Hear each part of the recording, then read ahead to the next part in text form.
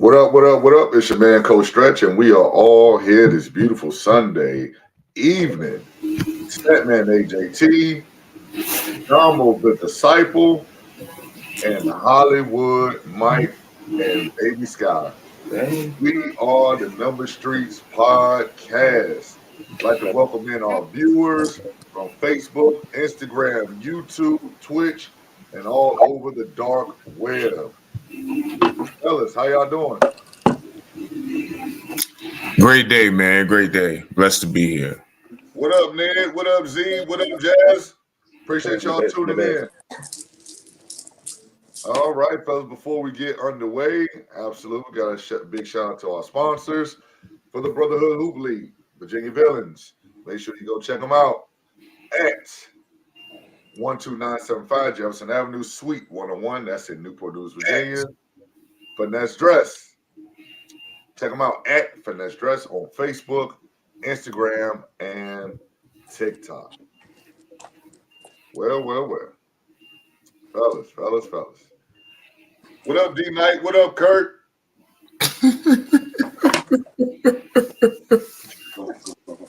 Yeah, we starting already. Already. Oh man, I guess we starting already. Man. Well, look, let's go ahead and jump right into it, man. Shout outs. We're gonna do shout outs first, and then we're gonna go ahead and jump into the action, man. God, Bree, my mom, Virginia Neptunes, all the people who like, subscribe, share, Brotherhood Hoop League, man. Just thankful to everybody, man. We had a great day today. And we good to get into it. So y'all just stay tuned in, tag, share, do all of that, man. Appreciate y'all. Peace and love to everybody. Damo. Hey man, shout out to everybody I normally shout out. Won't be too long with it. Thanks. Hollywood. Yeah, shout out to God, Baby Sky, Baby Taylor, Baby Kayla, Elijah, Alea. Shout out to you guys, everyone that came through for the Number Streets first annual Brotherhood League. Shout out to everybody, man. We got a lot to talk about, a lot to discuss, man. It was pretty interesting, man, but I'll let Stretch get into all the, the happenings and things of that nature. But yeah, shout out to everybody. Yeah, big shout out to everybody that's been participating in the Brotherhood Hoop League. Big shout out to the coaches, the captains, most importantly, the players. Big shout out to the staff, Katie, Miss Ebony, all the volunteers that we had. Little Isaiah, Team Relentless. Yeah, Isaiah. Getting that court right, man. Big shout out to the referees, C&J officials. And big shout out to you guys, man. We trying to put on something different. This is not your average, adult league, rec league situation. This is different. And, what happened today gives me even more confidence of what it can be. This is just the beginning. This is just the foundation. And, we appreciate everybody for buying in and, for helping make this day one a very successful day one. And we look forward to what day two looks like. So, with that being said, we had our first preseason action for the Brotherhood Hoop League. And my, oh my. Hey, listen, a lot of people talking, big talk. Big talk. Well, big talk. Go ahead. We're gonna go game by game. We're gonna start this thing at the beginning. So we started off the action. Oh, big shout out to Jamel as well, man. What up, Barry? Some outstanding photos, and we'll be releasing those throughout the week, man, in preparation for our season debut. So appreciate that, Barry. Appreciate that, brother. Huh? Yeah, I was saying appreciate Barry the comment. Best thing out here. No BS. Yes, sir. Yes, sir. Appreciate it, Barry. Thanks, Barry. What up, Hop? 9 a.m. We had Team Sky versus the Bloodline, led by Coach Hollywood. Coach Hollywood got on the sidelines again. His team was victorious, 38-37 in preseason action, our first ever preseason game. Led by a surprising Corey, who had 9 points, and then you had Damo, Boone, and Henry, all with 8. For the bloodline, you had Kurt, you had Trail with 10, Kurt with 9, and Tay with 7. Let's talk about it. First of all, and I said this earlier. This is how I know y'all guys don't respect me. Because I said, I think you had left stretch. As league owners, we got a responsibility to clean up. So me, Damo, and Stats cleaned up. So I picked up all the trash and put it in the trash can. Okay, we didn't see that, but okay. But you did a lot of the early work though, so we appreciate you, brother. But before I can go into my whole vent right here, can you put Hollywood 13-0? Can you put my band up there? And I asked that. Can you put 13-0 there? Can you just put it up there? Can you just put it up there real quick? Let everybody see it. 13-0, Hollywood. Team Sky, 13-0. Still bad 1,000, baby. I ain't gonna say a word till it's up there. There you go. Look. Them two is fucking furious. They are furious. Them two jokers are furious. What? The Neptune's coach and the Neptune's coach. Y'all furious. Hey, Facebook, 13-0, baby. I'm back. My debut. I'm back. Listen. This is what I said. My baby Sky, who y'all seen baby Sky. She did the lottery. She picked her dad's card. I picked Damo. Now, when I picked Damo, I'm gonna get to the game. I want to give people a little background. When I picked Damo, and I see the best defensive guard, best defensive player in the league. Oh, DJ. Oh, really? Oh, after school. Oh, yeah. Okay. Tay. Okay. There's not my time. Okay. Hey, real quick, stretch. Yep. How many Tay scored? Real quick. He had 7. Okay. He played 30 minutes. Who's going to take? Man, bottom right corner. My number 1 pick, Damo. And Damo had the clutch bucket. And I don't hear nobody. I don't hear where the naysayers at. And I told people early on, in this preseason game, I want to get ahead of myself, but this is what's to come. Our guards are pretty good defensively. No, that's great defensively. Now, there's a lot of great guards. Can't get past my guard. The game was great. We almost lost it at the end. I think I did pretty good instructing those guys to do what they do. And I said, hey, there was one moment in time I said, hey, they were coming back. Hey, let's go to Henry. Henry got to get a touch every single time down in the last 2 minutes. And the guys executed, man. So great job. But I'm telling the whole league, stop coming for Damo. Stop it. He ain't going nowhere. Stop coming for him. Tate is top 5 MVP candidate. Now I ain't saying he's a Jag. Hey, but today, I don't know. He was a Jacksonville Jag today. Hey, he was a Jacksonville Jag today. Damo, congrats, brother. Cheers to you, baby. Team Sky. I know it's preseason, but hey, they had to target my man back. Taj, shout out to Taj. Taj is really good. You're not gonna see it in the top. Taj didn't score, did he today? He had a couple. He had 2 points. Yeah, you're not gonna see it in a stat sheet with Taj, but defensively, he was a stalwart defensively. Corey, I told Corey, hit big timely shots. Henry, hey, listen. Henry had 12 boards, which you didn't mention stretch. He had 12 rebounds. Henry had 12 rebounds. He had 12 rebounds. You know what I'm saying? Q came in, he hit a shot. You know what I'm saying? Boone played phenomenal defense. Hey, listen, it was a great game all around. Kurt played well. It was a good game. It was a good full-out game. We still didn't have our guy TB. TB wasn't there. TB was going to give us an offensive punch. BJ wasn't there, another guard, defensive guard.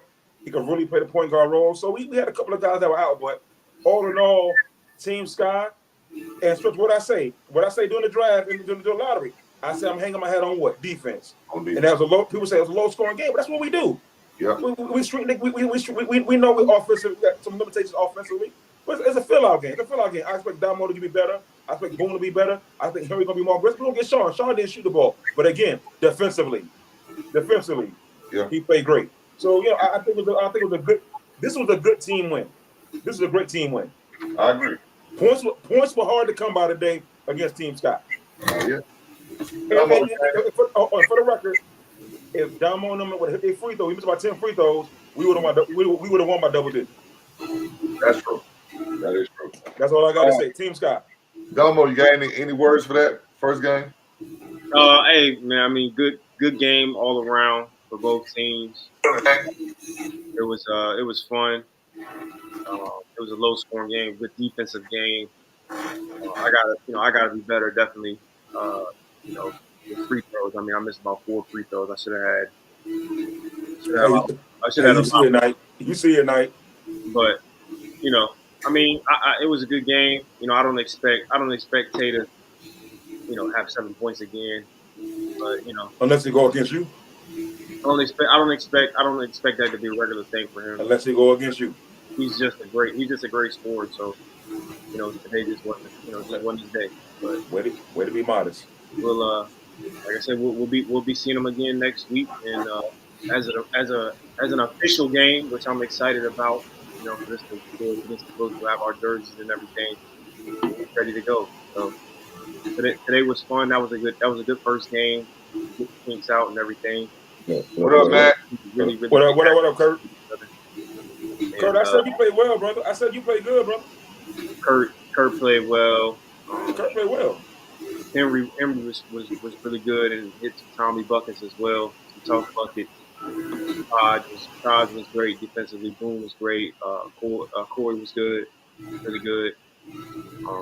We won by committee. This is a tight game. Great word that won by committee. You're right. Thanks. You got any words for the first game? Yeah, it was definitely a defensive struggle. The shot quality was lower because they was contesting shots. Both teams, were really contesting shots. Tay's team was missing Chaz. I think they needed his punch today. It was a close game down the stretch too. I told Mike and them, and they said it too. They got to rebound the ball better. I think Tay's team got to take care of the ball a little bit better. Value their possessions a little bit more.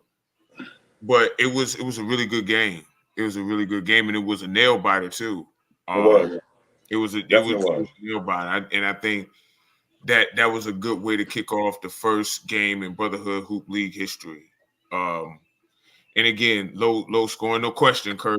I gave Kurt some feedback on some stuff. I ain't gonna say it unless he wants me to.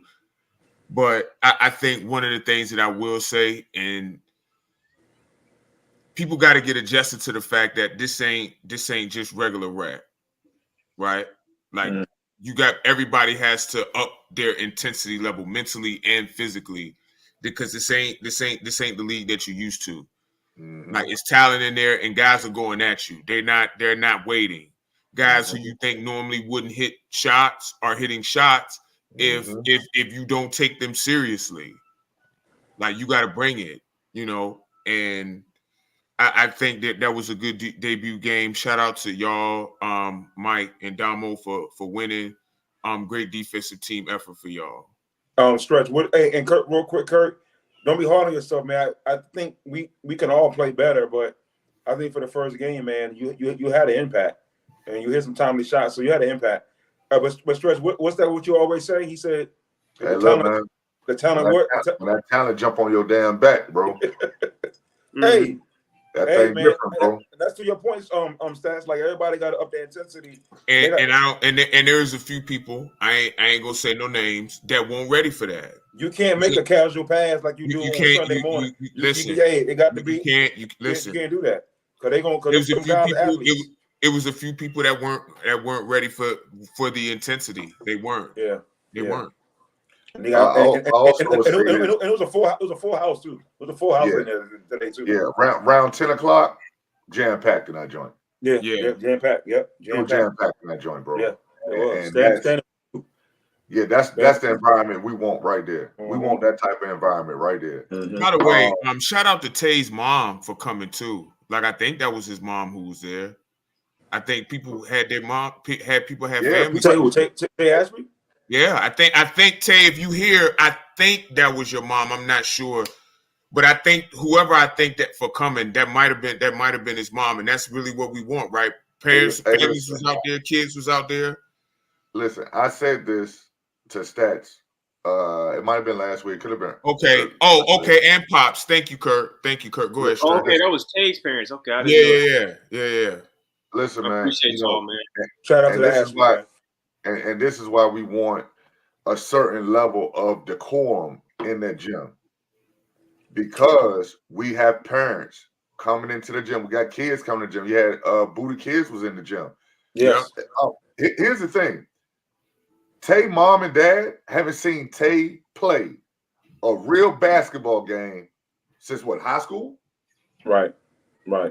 This stuff means something to these folks, man. Even the players bringing their parents in. Listen, Moot, Big Murder, Moot. His mom was hadn't there. seen him play. His mom was in there. Shout out Shout to Moot and his mom. Yep. This is why, again, fellas, you know, people think I'm going crazy. Like, we don't want all the crazy language, because we want to be respectful. You got parents in there, you got kids in there. Like, come on, man. If your mom was in the crowd, would you want people cussing and doing all that crazy stuff in front of your mom? Right. The answer is no. Absolutely, bro. So just respect it. Just respect Good it, man. stuff, bro. Good stuff. This stuff means so much Right. to just the average person. You know what I'm saying? It means so much to them. We're doing something bigger and better. Tay mom and dad could have came and saw him play at West Hampton. Could have came and saw him play in Williamsburg. This is different. So, again, I say that again, man. Like, respect the gym, respect the game. You know what I'm saying? We don't need all the blow-ups. Listen, it will get better. The officiating will get better. It'll get more crisper. You'll get used to them. They'll get used to you. But regardless of how that go, respect the people that's in the gym that's watching, man. My thoughts on the game. What up, Chance? The Bloodline need a coach, and they picked up one before they left that gym this morning. Shout out to Mr. Alvin Banks, AB himself. AB, baby.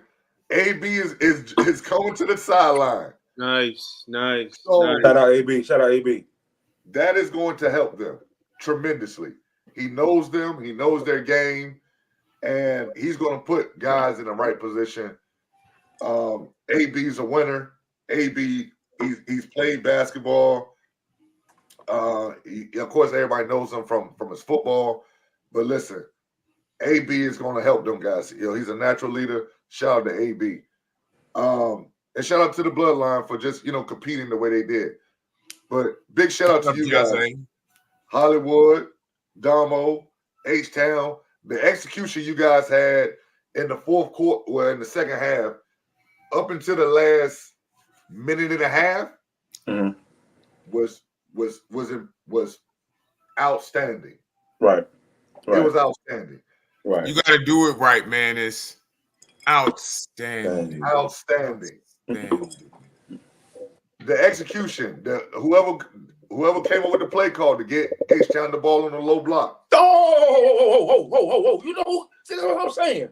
You already know who did that. I don't know who did that. Hey, Hollywood Hendo. Hey, listen, get online. I said that. I said get the ball to Henry. You just heard me say that. Yeah, there's no respect out here. No, I don't know. Go ahead. Okay, you know what I'm saying?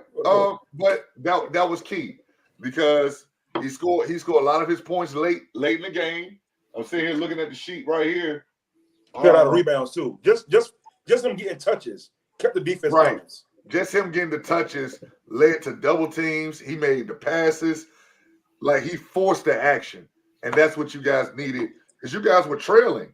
You guys were trailing late, right? And you overtook the lead, and then pushed ahead. But you, sir, Mr. Hollywood Mike, almost pissed down your leg. You was did. going to coach porta potty. No. Came up here. You did that timeout, bro. That wasn't. Let me hold on, sir. So stress. Now, No, I'm not talking about the timeout, because that was smart. Which one? I know He thought that. I don't think the about tournament was substitution. done. Yes. I don't think the About tournament was substitution. done. Yes. But here's the thing. Okay, What? I agree with you. He I didn't agree with sub you. again. Like he took him out. He was exhausted. Right, I did. I should have put him back in. Gotta put him back in. I did, You're in you a know foul scenario. Who? You're in a foul situation. They're trying to foul you. You got to get your guys in who know how to get open, who gonna go to the basketball, who've been in that situation before. And you got 3 guys that have, and you got the 1 guy who hasn't going to get the basketball. But here's the thing, though, and I talked to the guy that I sat down, right? Because again, when he got tired, I said, okay, get a blow. But again, you're absolutely correct. Because I talked to you about that. And again, and I talked to the guy, say, hey, listen, trying to get the guys as a preseason. But again, in situations like that, I'm gonna be better next time for it. And I did that more so to get guys minutes, but I shouldn't have did. I should have listened to what you had said. I should have done. But I do like one thing I did when the final seconds of the game, when they set their play up, I looked at the play. Hey, timeout. I see what they running. And I said, hey, watch the lob. They ain't gonna talk about that. They want to go to the next game. They don't want to talk about that. I saw that play and I seen it. And then Damo, defensive player of the year candidate, hit the ball. And Damo had a clutch bucket. But Damo, they ain't gonna talk about that, Damo. They ain't gonna talk about that. But go ahead. Next game. Go ahead. Next game. Yeah, Damo played great. Oh, good. I'm 13-0, baby. 13-0, baby. Put me in there with Gino Auriemma and Don Staley and all them, all the greats. All the greats. All right, so let's move on. Let's move on. The next game. We had Team Elite, which is led by D Knight and Coach Robinson of Warwick High School. And they played against Team Jelly, which was led by Juju. And my word, my, Juju put on the show. And so did Mr. Barry Gardner. Fellas, I'll let you guys start it off. What are your thoughts about Team Elite and Juju and Team Jelly playing? Want me to go first? Yeah, please. Listen, I told Barry before the game. So Barry, I said, preseason, I need 25. He's all. I got that. And boy, was he on his way. Now, I don't know if somebody tried to do Barry a little Zaza Pachulia. You know what I'm saying? Kawhi Leonard action. I remember that game because he got hurt. Because that joke was on his way to 40. He ended up with what, 23? He had 23. Now, I will say, Ned was exceptional. I thought I was watching Rajon Rondo. Because Ned can't put the motherfucking ball in the hole for shit. But Ned, he can't. But Ned can defend. Ned can dish the ball. Juju was outstanding. CJ had some buckets for him. And I had said, I think we all had said that they had to shoot threes, a lot of threes. And I would love to see how many attempts they had. They had a lot of attempts from the three. You talking about Team Elite? Juju Team Jelly. Oh, Jelly. I don't have their attempts. Because they kept it close. I was counting initially, but I stopped counting after like 15. They kept it close until the fourth quarter. I don't know if it was just they got tired. But then what's name came in there too though. Jose played outstanding.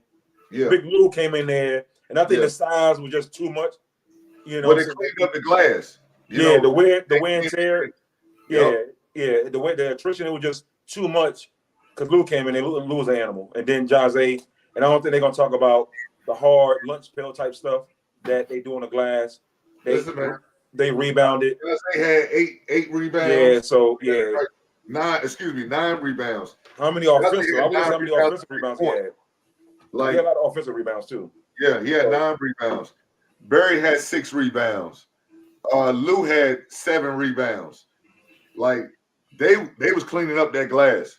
Yeah, so it's like we like in that situation. I think that with Team Jelly, there's only so much you can do because you got a height difference, and then two, it's for Team Jelly, they only had Kenyon had 12 rebounds. The next closest person was Dale Moore. He had 5. So nobody else had more than 2. Right. So the 3 ball was working for him and stuff like that. And but again, it's like you got to get some second chance opportunities, and they have a lot of them. But I think they show well for themselves. I mean, they got the game plan. Like I said again, you can't leave those guys open because they're gonna knock it down at a high clip. So it was a great game. Like I said, don't let the score fool you. I think they won by 16, but it was a little bit closer than that, based on like it was a little closer than that. Yep, It was it close. was a good game though. Good game though. Good game. Yeah. Dama, what are your thoughts about the second game? Oh man, that was a good game. It was exciting. Offensively, it was really really exciting. Larry was cooking, Jew was cooking. Like that was the first time I really got to sit down and watch Jew hoop. Like I wasn't very familiar with his game because I really don't I don't really stay to watch the 11 o'clock hoop for long. And I've never played with him before, so you know I found out quickly today. You know, he's that guy. It was a coming out party, bro. Juju's always been good though, man. He's that guy. He was really good today. Probably going to be an MVP candidate for sure. Yeah. Barry, of course, is going to be an MVP candidate as well. I mean, Ned was point guard today. Yeah. God, I don't think he had very many turnovers. He had like 12 assists, 10 to 12 assists, a couple points. Yeah, he had 2 turnovers. Okay, 2 turnovers, 10 assists? 11 assists. 11. That's amazing, bro. That's amazing. So, yeah. That's a great ratio. I mean, he was great defensively. He had probably 4 or 5 steals to add 4 steals. Yeah, 4 steals. Yep. You know, hey, I mean, I really like D Knight's team, man. I do, and I also like Jew's team.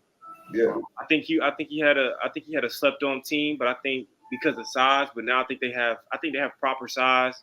Yep. With those 2 bigs that they got. Oh, they woke some people up in there. They woke some folks up. Yeah, who's the guy that had the brown skin guy? He had I guess the ponytail or whatever he had. He was getting to the hole a lot. I think his name is AJ. Yeah, Ham. Yeah. Yeah, he's really good. He's really good. Yeah, he's a good slasher. He's really good. Yeah, he's really good. He had 8 points. But like he had more than that. Juju, man, just because of his shot making early on, he got other guys so many wide open looks, man. What's his stat line? Juju's? Yeah. Because he had he had 20 points. He had 2 rebounds, 3 turnovers, and he had 7 assists. Hey, man, he did a little bit of everything, man. That's good, man. He did a little bit of everything, man. But some of his guys weren't ready to shoot. Like, I remember distinctly him like yelling at his team, "Yo, shoot the ball!" Like, yeah, you wide open, bro. Shoot it. That team is gonna get some weird, man. I'm telling you. Yeah. They got guys that can fly. They got those 2 bigs that are flying around, especially the real athletic ones. Like, man, he got a put back today that I thought. I mean, he could have easily dunked shit. Yeah, he had his whole forearm over top of the goal. Like his head was at the rim. His whole arm was above the rim. Yo, that was crazy. And he's probably about 5'6". Like, they definitely surprised a lot of teams. Like, yeah, in terms of what they can do. Yeah. So yeah, that's a sleeper team. You know, I don't think they a sleeper team anymore. From what I saw, yeah. I think they're legit. Stats, what are your thoughts on the second game? I loved it actually. Barry and Juju was going back and forth. Shout out to both of them guys, man. Both of them are really good. Obviously, Barry was killing from the mid-range, Ju from 3. Ju was getting his guys involved too. He had 7 assists. I feel like it was even more than that because a few of those were spectacular feeds too. Right. Like a few of those was like, y'all know how I feel about playmaking. He did the whip pass off the pick and roll. Yeah. Put that joint like that. Yeah. Yeah, Ju is really good. I've been hooping with him for years now, man. In 11, and he's always had this, man. Shout out to Ju. I think Dale and Kenyon, their size really helped them. I actually don't think that they had to go zone with Dale and Kenyon in, but Kenyon got tired because he played the whole game basically. He played a lot of minutes.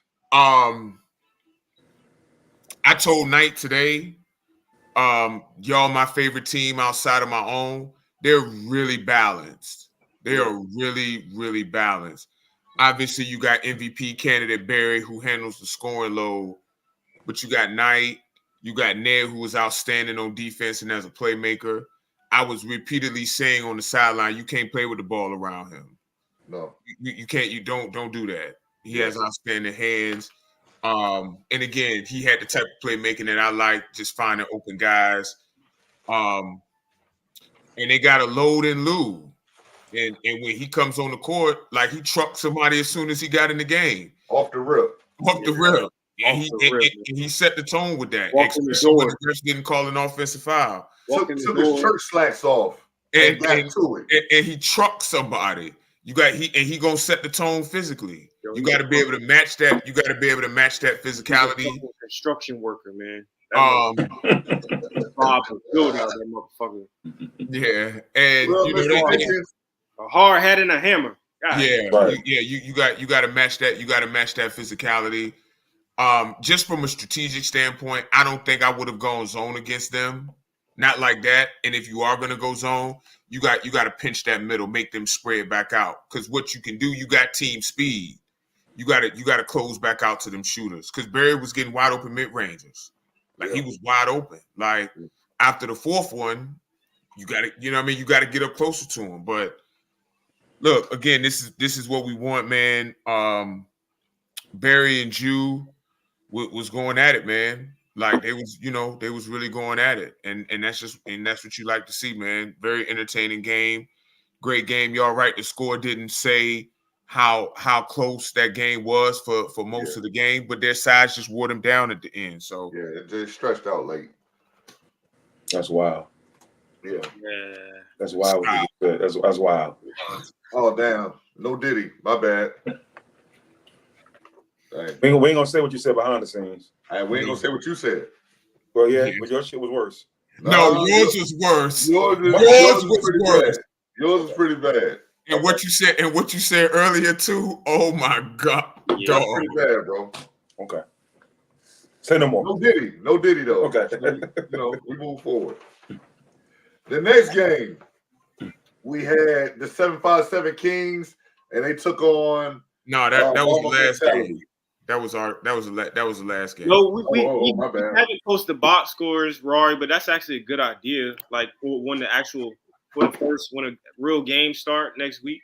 Yeah, next week that's the Box plan. Box scores is a scores, great idea. final scores, all that Yeah. stuff will be out on Monday. Yes. We gonna post it up. We gonna post it online. Yeah. We Okay. should definitely do that for the real games. Definitely. Okay. Yeah. The next game was Bad News Bullies against Team Flick, and Bad News Bullies was led by 21. Who was Batman? Batman had 12. Jay Wright had 15. Ryan had 12, and Jeff had 8, and our own Statman had 6. And then for Team Flick, Jason Dietrich had 18, Jermaine Dietrich had 7, and then Donnie had 3. This game pretty much got away from him early. Fellas, what are your thoughts? John. That game, I mean, really, man, we should have called FEMA. Oh my God. Call FEMA? Listen, man.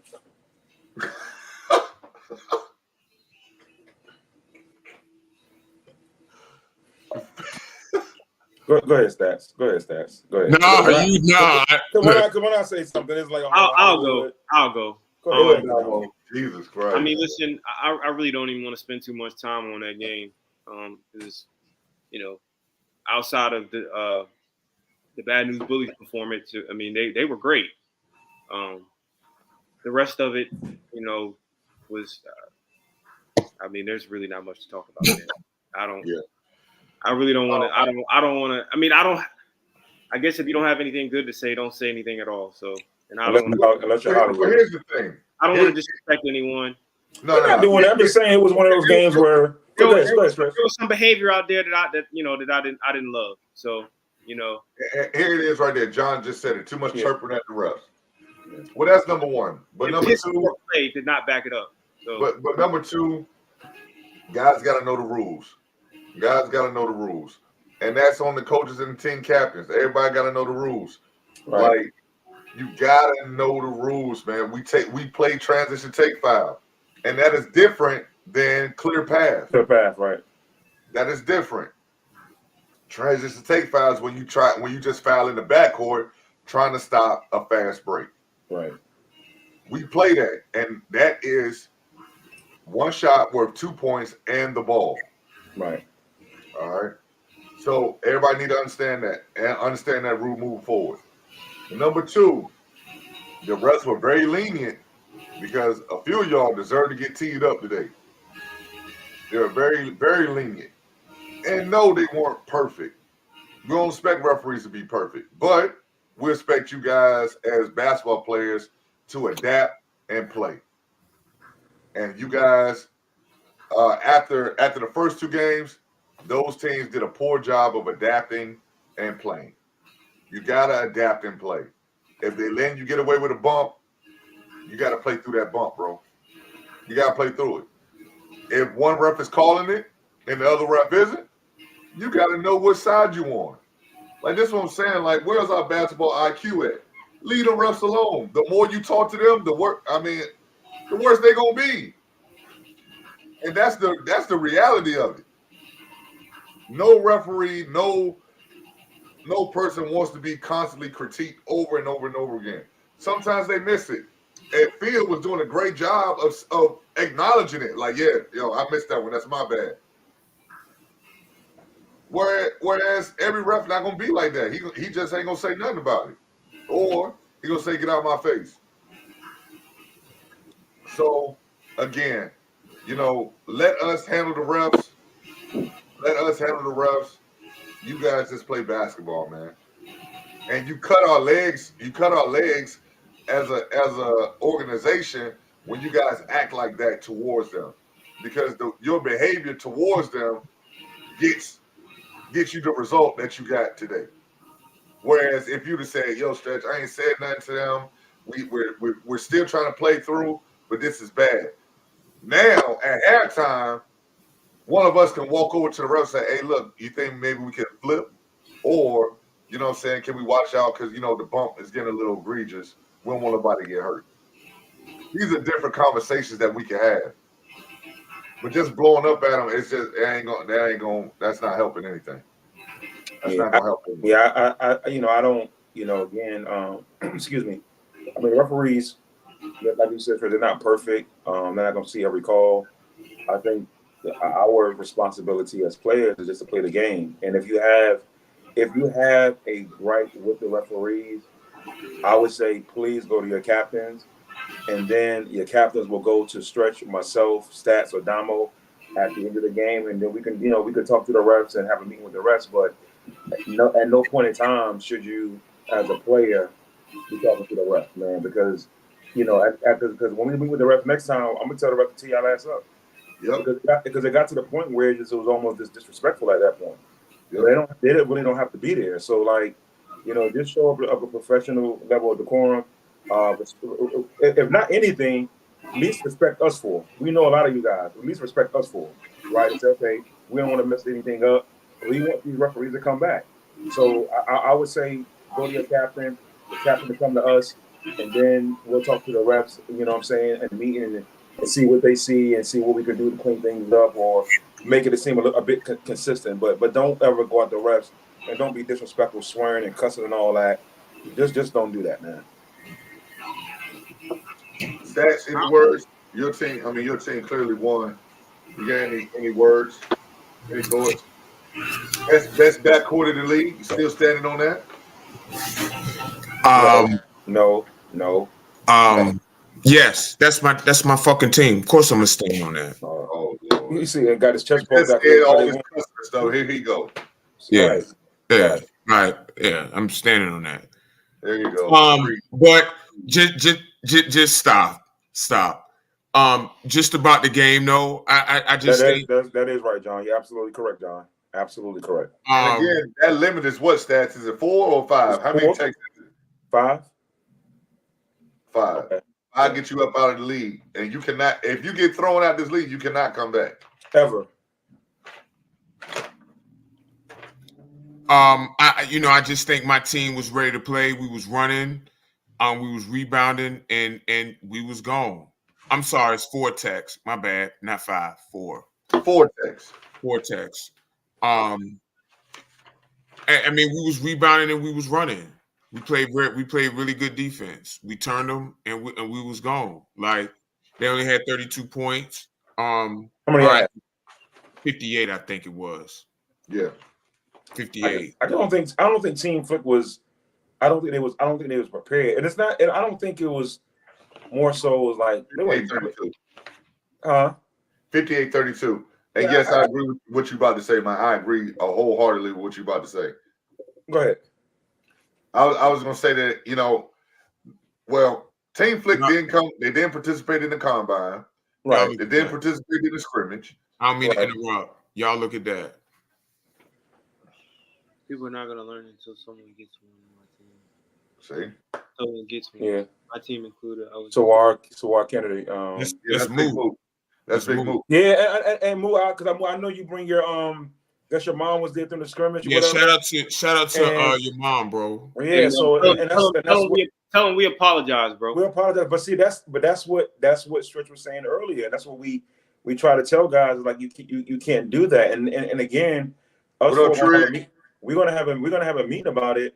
You know what I'm saying? Probably when we get off of here, man. Because like I just feel like the cussing and the swearing and all that. That's crazy. When you got kids, you got booty kids out there. And sometimes Juju brings his kids. I'm gonna bring Sky next week. Like you gonna bring your kid. Like it's stats. You gonna bring yours. Like it's crazy. Bree will be there next week. So it's gonna for me is a no tolerance. I understand that on the court you swear once or twice, but you're on the sidelines, it's cussing and just going ballistic. Like nah, there's no room for that. There's no room for that. I just say not say ban us from the league, but if you're gonna keep cursing and stretches on the scores table, he's a league owner, I'm a league owner, and I hear that, man. You got to go. You got to go. I feel bad that Mook had that Mook just posted that. Yep. Like his mom is the sweetest lady. Like can't do that, bro. Yeah. Just can't. It looks bad. It looks bad on us. And it almost seems as that again we did our best to put it together for the guys, and the players don't respect it. Yep. We have to respect it more than the players, and that means getting them out of there, friend or no friend. You got to go, man. You got to go. Well, I'm sorry, Taz. Go ahead. I couldn't agree more. We're not saying you can't talk trash. It was some healthy trash talk out there. Trash talk. We love that. We love that healthy talk. Trash talk is fine. Trash talk is fine, but being disrespectful, demonstrative on the sidelines, ready to talk to the team. Demonstrative at the refs. I don't mind that, Eric. I actually don't mind you all talking to the refs. It's just how you talk to them. It's how you talk to them too. Yeah. Oh my goodness. You don't just go ape shit on them. Like that's too much, bro. Like there's somebody damn dad though.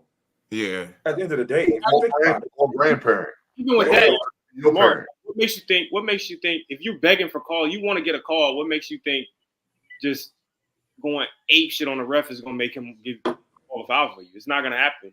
You scream on a ref. Now I'm definitely not calling a foul for you. Yeah. Well, how about this? Here's another thing, because Jazzy said, frustration not getting the call, so on and so forth. Listen, here's the thing. Some of you guys think you're getting fouled, and you're not. Some of you guys are trying to run through 2 and 3 people. They're not going to give you that call. Never. You're never going to get that. Some of you guys are doing some fouling of yourself on the other end, and they're not calling it on you. Right. I'm gonna say what I did. I feel like I'm gonna say what I did. I felt like I got a foul called on me, and I didn't think it was a foul. So I politely went up to him. I said, "Bro, now how you want me to defend that going forward if he's coming to me?" It was a nice conversation. There you go, Fred. There you go, Fred. That's all.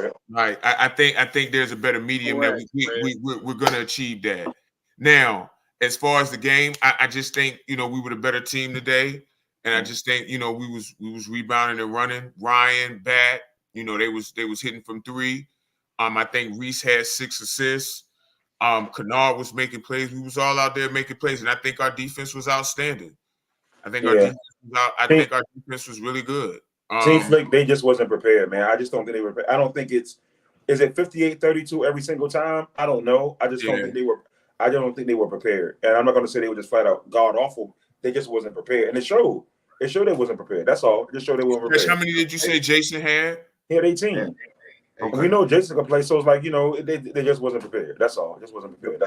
The pace really took them off. Like, it was shocking. Like, 'cause that pace again. That's why we had the little scrimmage. That's why we had the little, you know, the combine with the shot clock. Listen, we know the pace is up. The pace is going like this. We know frantic. Some guys we know this. They was like, we know this. They was trying to get everybody prepared. Like, come on, man. Like, you gotta get with it, man. Some of y'all need to go get up in the gym, go get some cardio going, baby. Get some wind sprints. Yeah, they didn't play well, John, but they got some good players, man. So I know they'll turn it around. They do. They got good players. They got good players, but Coach teams need to have a team meeting somewhere around Wednesday this week. Y'all need to have a team meeting and see what's going on. Next game, which was the final game, we had the 757 Kings and Mamba Mentality. The Kings were led by Petey. He had 10 points. Aaron, the team captain, had 14. Cam had 6. Stephon Welsh had 11. On the other end, Mamba Mentality, John had 21. Trig had 19. Booty had 14. And Terrell had 12. Yep. What are your thoughts? What are your thoughts on the last game? And that game was 73-52. And that kind of got away late. It was closer than what it was. And then it got I'm gonna try to be as polite as possible here because there's a lot of things. Go ahead, Mike. No. If you want to go, I'll let you go. No, go ahead. I was gonna say these are one of these things where, like, again, not to harp on what Stretch said, but scrimmage and combine matters, and practice time matters. And not to say that you know, Aaron's team, he's the captain, they didn't have that. I don't know if they had all their players the first during the scrimmage. I'm not sure, but this is what this is. This is paper. Team on paper didn't translate well on the court. Mm-hmm. Team on paper, because we all seen it. UNLV supposed to beat Duke on paper when they had Hurley and Grant Hill. Because the year before that, they beat them by 30. On paper, they're supposed to win. Aaron's team on paper, because we said when it started and they constructed a team, the Aaron team was the better team. On paper, did not translate to on court play. It had nothing to do with talent. Right. It had all to do with chemistry. And again, not to harp on what Stretch said, all the talking, chirping at the refs with each other. So the team imploded right in front of our eyes. And if I'm able to keep it real, them all my guys, they imploded right in front of our eyes. You know what I'm saying? So you got one person talking, you got Lou trying to coach, they just imploded. And again, when you got a team with Dave Papp's team, they listen. I thought I was at the Gulf War. I was talking about the number 3s. It was a sniper on the roof, baby. They had about 20 mates. It feel like from 3.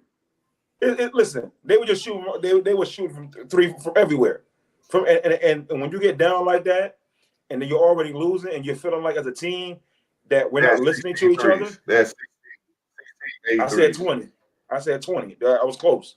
And what I'm saying is that particular team, you know, Aaron's team, talent-wise, they're probably the deepest. They're probably the deepest team in the league. And you have to put it on. You have to put it on the court. And I just think they got a chemistry issue in terms of it's a chemistry issue. To me, I don't know you're going to talk about it. I think it's about chemistry. Dave Papp's team, they had a practice. They look like they played together for years. Yeah, they look like they played together for years. The ball was moving. Booty was hitting I was left, right. With Dave Paparelli's team, man, is that they let their guys go. John, Trigg, Booty. They let him But it go. was, but it was structure. They would Right. John. They let him John go. hit that middle. Booty had the ball. Yeah. Trent had the green light. John had Yeah. the green light. Dave came in. They was looking for Dave in the corner. The final The roll. thing that was impressive to me was they kept letting Terrell, like they kept feeding Terrell, like, yo, you gonna get on. Terrell missed his first 6 shots. He He did. was open and then end up with 12. All three. threes. Like, they kept, yeah. boom, boom, boom. He has it, but Terrell has a defined role. Right. His role is not to be a playmaker. But that's Booty's job. Right. That's Trig's job. Right. Again, Trig, him and John might be the best two-way players in the league. Listen, They might be. I was impressed, man. Based on their size. He had 19. He had 19 and 8 rebounds. Half of those were offensive. John had 6 rebounds. Half of those were offensive. They just had guys playing, man. Like, again, you said Booty. It was a big discussion on who was the best point guard of the day between J. Ned and Booty. Well, they both had 10 assists, but Booty had 14 points. Right, because Booty could shoot it. Booty only had 1 turnover as well. Yeah, so he could shoot the ball. 4 steals. I just think. What would you say real quick before stats go? And Damo, what did you see the glaring weaknesses that Aaron's team had though? In terms of on court, we know about the fighting with amongst the team. But as far as on court, okay, so you have a huge size advantage. Huge size advantage. You didn't use it. You didn't use it. And didn't use it. Didn't use it. You got Big Mook on the floor, man. He's 6'6", 270. Nah, he only got 270. No. He's more than 270. Well, but he can move for his size, but he ain't touch the ball. Yeah, he ain't get no touches. He had 4 points. He was 2 for 2. He 2 for 2. He had 4 points. He ain't get no touches. The yo-yo, they was like, you in, you out, you in, you out, you in, you out. Guys not getting the rhythm. Steph was struggling. You know what I'm saying? He missed his first 5 or 6 shots, but he also was getting hit on his shot. But again, that's something like, where's the adjustment at? And I know Steph knows better. He said that. Like, yeah, he can't see it from back there. The other guy can't see it from over there. Right. I got to do something different. And then he started attacking and he got to the line. Aaron got more aggressive. They started going downhill. They settled for too many jump shots early on and put themselves in a hole. Then when they started pressing, that's when they started imploding. Like, you can't press. You got to stay true to who you are. Get to the rim. Stop talking to the damn officials and play. I think they listening to. And they're looking for bailouts from the officials, but you gave up, and this is no exaggeration. 1, 2, 3, 4, 5, 6, 7, 8, 9, 10, 11. 11 offensive rebounds. They ain't got nothing to do with fouling. They ain't got nothing to do with the official not giving you no calls. You also gave up 16 threes. Again, they ain't got nothing to do with the official. How many points did they score? Pep's team? 73. You gave up 48 points on threes. They couldn't guard the 3-point line. But half of them didn't know they was in man. The other half ain't know they was in zone. So again, like I said, a couple of these teams need to have a team meeting. But again, it's preseason. That's why that's important. This is preseason, and I know they can turn it around. They got a whole lot of talent over there. They do. They got a whole lot of talent. They got a whole lot of talent. And I won't be surprised they have a better showing next week. Oh, they're gonna be focused. Oh, they're gonna be focused. Now, I don't know if they're gonna have their whole team or not because some of that behavior. We got to talk about that. So my thoughts on the game. They got to find a way to get Steph and DJ going at the same time. Mm-hmm. Yeah, they got to find a way to get them going at the same time. What up, Bird?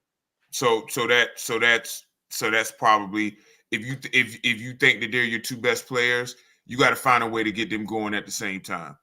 And one of the things that I said, one of the issues that I saw for them, that they have size, and are they going to leverage that size?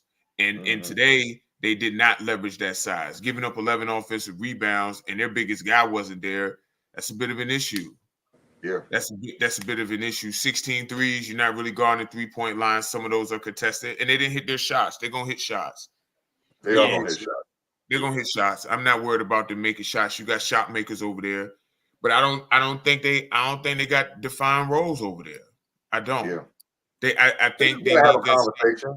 They gotta have a conversation. But during that conversation, they need to lean into the guys that know what they're talking about. Yeah. I think they need to establish that. I know what my hierarchy would be if I was coaching the team, but what would it be for you? Steph would be one. That's simple for me. Yeah. It gotta be. Steph would be one. Steph would be one for me, and I would make DJ two. I make DJ two. But again, at that point, you got to depend. Are you playing big or are you playing small? They got to decide. Thank you. They got to decide. But I just don't. I'm not saying that Mook has to be number one option, but Mook got to at least get 10 to 15 touches, at least 10 touches. Just a touch. I think he get 8 strong touches. I mean, just touch it, not the touch the score, but at least the defense can look at him. Yeah. You know what I mean? He just running up and down the court. Yeah, they didn't even do no pick and rolls with him. I think they did one early on, and they got a layup out of it, and they stopped it. Like I don't know. That's what the preseason was for, though. It was pressing because they were down.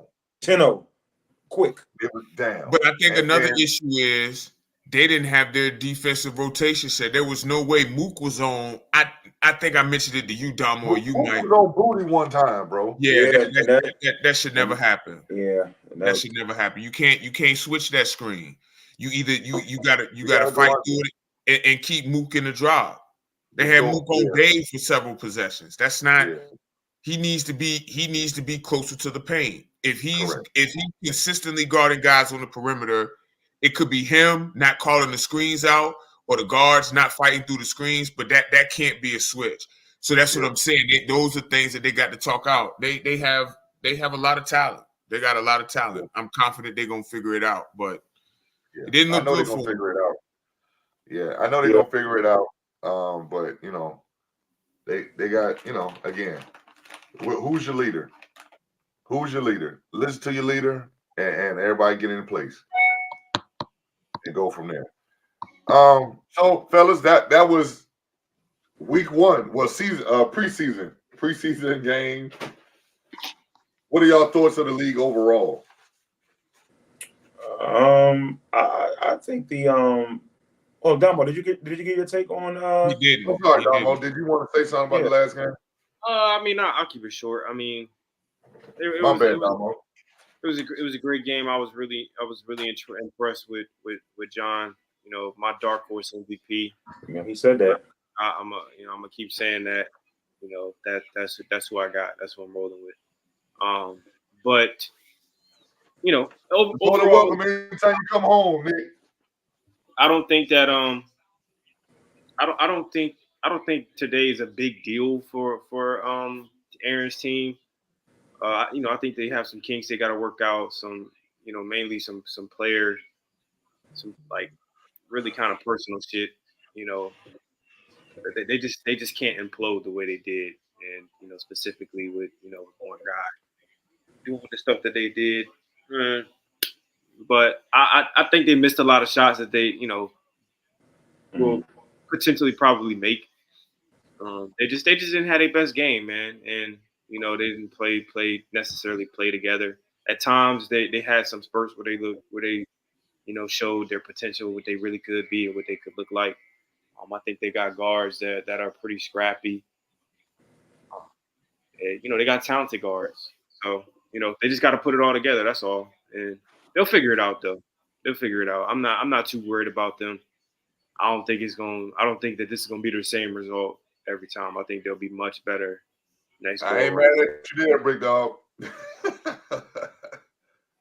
Yeah, we did. We did, cuz. We did. Yeah, it was just a preseason game, but we won. Next week, the real game starts. Stats, what your overall thoughts on the preseason? Y'all know how I felt about it initially. So that's between us. But Come on, G. I do think that it worked out for sure.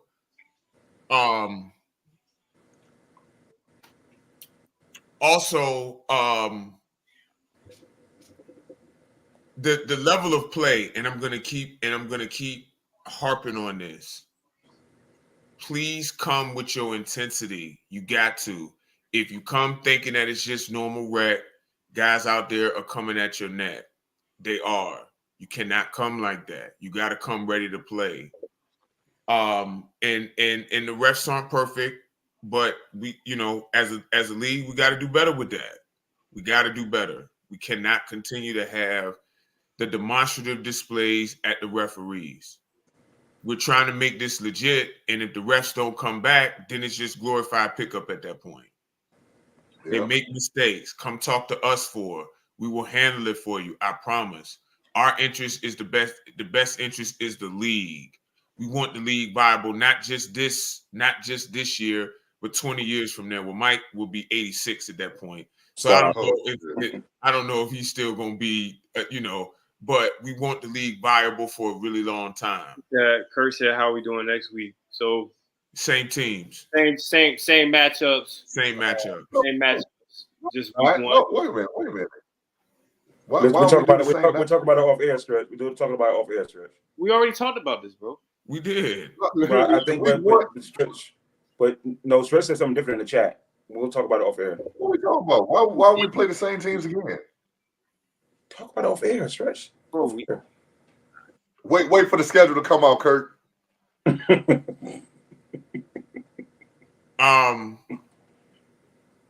Anyway, yeah, we just gotta, great having the kids, the family, all of that to come out, but yeah, we just got to do better with the.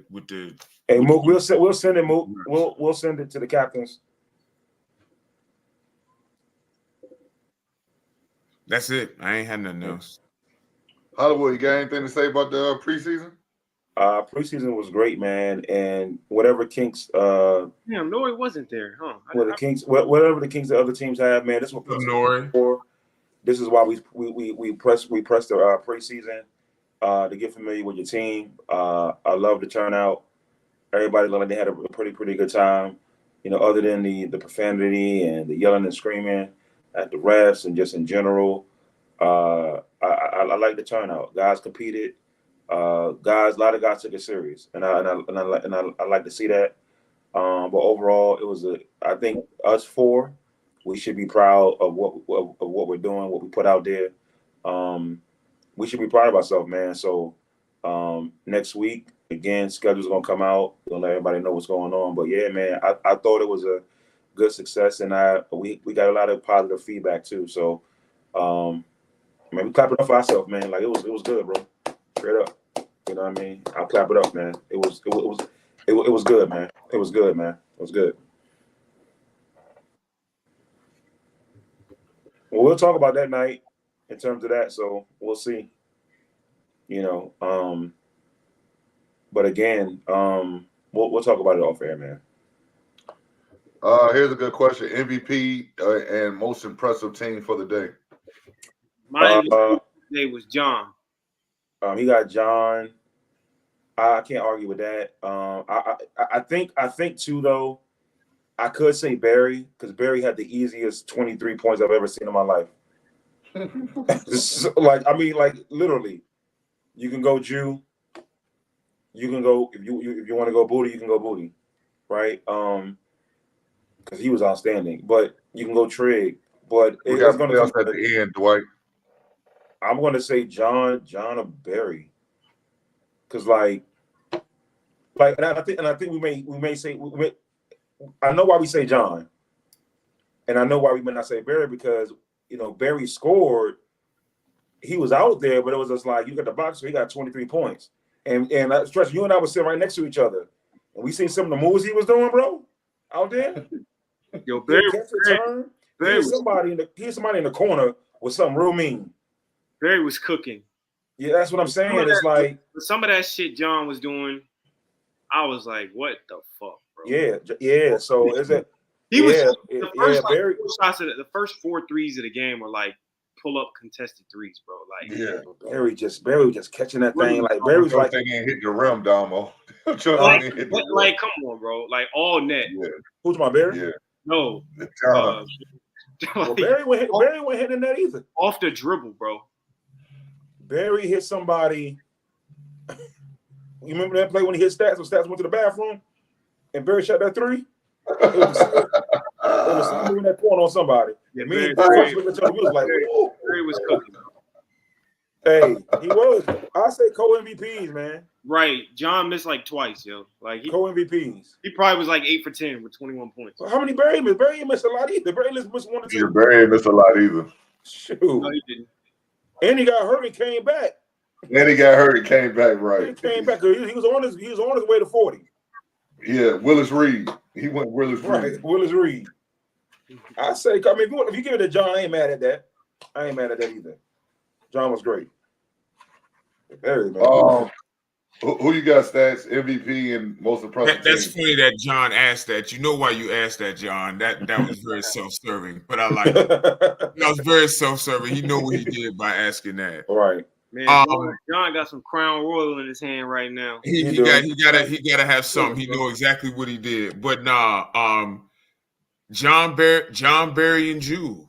I mean, Trig and Jew too. Yeah, Jew. Yeah, Booty and Ned and Trig are they right up under them. And the best team, I'm gonna say my team was the most impressive. But I'm gonna say my team was the most impressive. Say John, in the same sentence, John, he's gonna say John, that was very self-serving. And then I know mine was. Thank you, Damo. Mine was self-serving too, but I'm a rock with my team, Mike. As much as you do, Dom, I know you ain't talking because Draymond Green literally chokes people, and you loyal to the soil. So I got nothing to do with being self-serving, nothing at all. I gotta be loyal. One good thing about myself. I gotta be loyal to my guys, but also look, I mean, John's team was very impressive. Dave Papp's team was very, very impressive. They were really, really impressive. Barry got wheelchaired into the tunnel. Those are the best teams. Barry, Knight's team and Papp's team. And Knight's team. Knight's team, Papp's team. Those were the best 2 teams today, I thought. And then I'll put Stats your team too. Y'all had the good. I don't know if I can put Stats team. I mean, we had the largest margin of victory. You have to put their team because of the way they won, bro. So I mean, I'm not. Okay, that's true. Yeah, hate, I'm not hating. I'm just we'll talk off here. We'll talk off here. No, go ahead and say it because I know what you're gonna say. Go ahead and say it. Nothing, bro. Hey, y'all look pretty good though. Now, Tay, don't do that because you all about winning, and now all of a sudden, okay, don't worry about it. We coming to see you. Don't worry about it. Oh, here we go. Don't worry about it. We coming to see you. Don't worry about it. Go ahead. That guy's funny.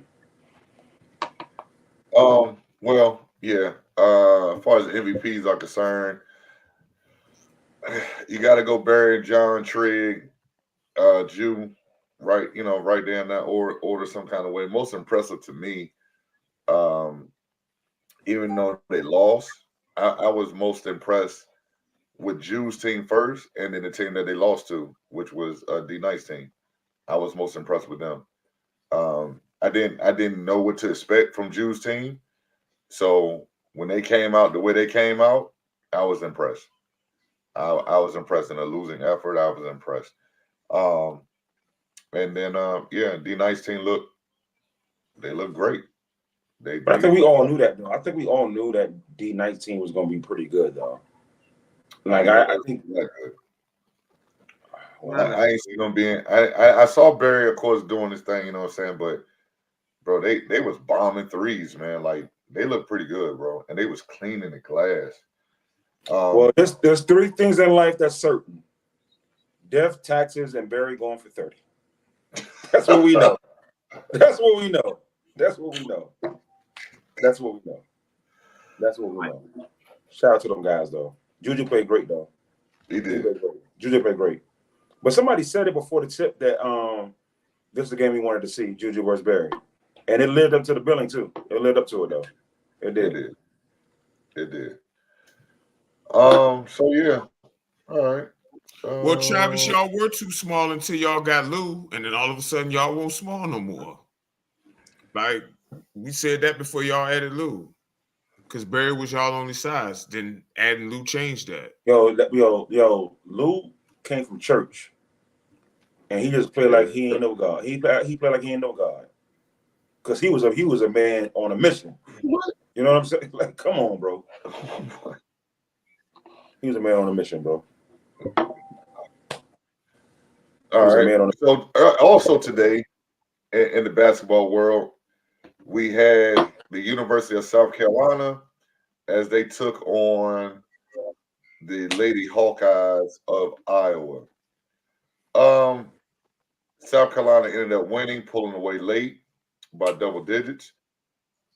Damo, we'll start with you. Real quick. Damo. Yeah. Oh, they did. Oh, you did it. Okay, thanks, Damo. Yeah, I pay my best, bro. I appreciate it, Damo. Thank you. I don't run from niggas for 3 weeks before I pay. Thank you, Damo. I appreciate it. Thank you. You lived and died by CC. Hey man, I mean, yo, I was wrong, man. South Carolina was just a better team today. I mean, they're just a better team, period. They're deeper. They got a lot more depth. The bench margin today was 37-0, which is fucking insane. Was that bad? It was that bad. It was insane. Yeah, it was 37. I don't think I've ever seen anything like that in my life. Like it was abominable, bro. It was disgusting. It was actually, and I thought Don Staley outcoached Lisa Bluter as well. I did.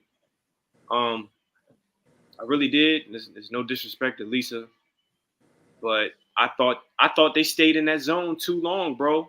Like I thought it worked early, but then it didn't. Like those girls started shooting them out of that zone. They shot them out. They didn't shoot them out of it because she kept going with it. Now, Fresh, me and you talked about that earlier. You said Cardozo would have had 50 or whatever. If they were with man. I mean, it's possible she would have got her shit off, but I'm living with her scoring 50 and not giving up a bunch of threes because those girls couldn't miss from three, bro. Like they really. That's the thing. When you stay in that zone like that, you get those shooters rhythm. Bro, as a shooter, that's what you want to see. A zone. Great. I want to see that zone. Right. Please, God. Like that's what you want to see. And they took advantage of that. Unfortunately, they just don't have enough, man. They just didn't have enough. They're there. They got there off the back of Caitlin Clark. Also, shout out to Hannah Stukely. She kind of carried them the last game to get them there. Game. She was really, really, really good. But today I thought she played decent. She missed like a layup that kind of felt killed their momentum. Smoked a wide open layup in transition. I mean, you just cannot do that. And you can't do that in a championship game, bro. And that led to like a 7 or 11-0 run. Like things like that is demoralizing, bro. Like you cannot just smoke a wide open layup in a situation like that. You gotta convert. You have to convert. I thought Caitlin Clark got out to a great start. They made it tough for her. She had 30. Still had 30 points. It wasn't the most efficient 30. But obviously, when everybody's keying on you and you got the most points, it's kind of expected. But I mean, overall, man, shout out to South Carolina. Shout out to Don Staley, man, the best coach in the game right now. I was wrong. Iowa cost me a lot of money. Not a lot of money, but I mean, they cost me some money today, and I don't love that. But I'll see y'all in Cancun, Iowa. You know, I'll be there. I'll be there tomorrow, man. Holla at me if y'all want to know what y'all did wrong. You know, but it's gonna cost you though. You know, for me to talk on my vacation, it's gonna cost you. It's gonna cost you. It's gonna cost you. But yeah, shout out to Cardoso, 15 to 17. She had 17 rebounds. But the threes from Papao, I think that's how you say her name, and Miss Johnson that came off the bench, she had 3. Like that's how that thing started getting away from them. You know what I'm saying? Coach Staley, man, like her halftime adjustments again. Man, her she's a halftime genius. adjustments are just flat out. They top notch, man. Top notch, bro. Like yeah, I think from what I saw, Caitlin, because they went up 10-0, Iowa did. right. Caitlin got off early. She had 21, and she had 21 in the first half. Yep. And I think she ended up with 9. The rest of the way. And I don't know what Don Staley did. And I think a lot of times Raven Johnson wasn't on Caitlin the whole entire time, but the most of the second half she was. And she stayed attached to Caitlin Clark. The whole time. Yep. She played great. Of course, Cardozo was absolutely fantastic. But Tessa Johnson, I believe is her name, the freshman. Yep. She had 19 off the bench.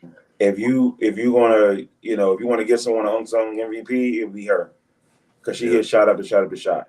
But I think Johnson, of course, Cardozo was great. But Raven won that game for them defensively on Caitlin. And I don't know, maybe y'all got you and the stats, and Don will talk to this though. Could the Iowa coach done anything differently to get Caitlin in a better rhythm? Because like Stamo said, she was inefficient. I think she was 10 for 28 or something like that. Yeah. And is there could have done because to get Raven off of her? They tried to do a high pick and roll, but the key to that is her teammates got to make shots, bro. Yeah, they got to make shots. Yeah. That's the key to that. They got to make the rest of the team respect them.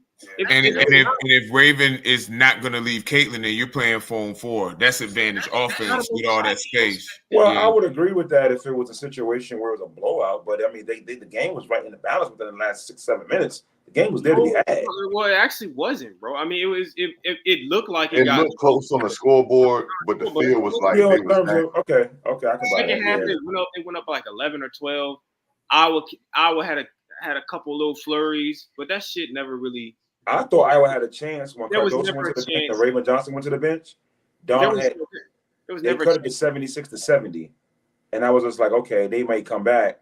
And then Dawn brought the girls back in, and it was the dogs back in. Well, not only that. Every time that they would cut it to something like that, right?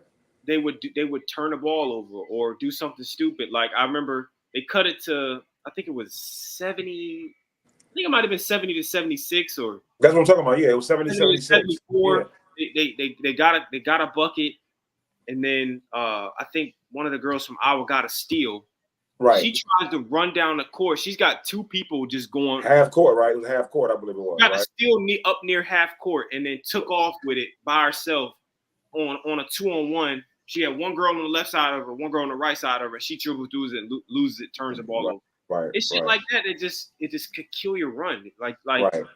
It's just Iowa just didn't have enough, bro. They got to where they got to. Great, man. Good team, but I mean, you just. But what poise by Dawn Staley going down 10-0, and she didn't even blink. Been there before, bro. She's done it too many times. Yeah, times. She didn't even blink. Literally done it the entire tournament almost. Yeah. Like, I mean. Yeah. That was impressive. That was impressive. Coach, man. That was impressive. The key for me, South Carolina 49 rebounds, Iowa 25. Yeah, on the glass.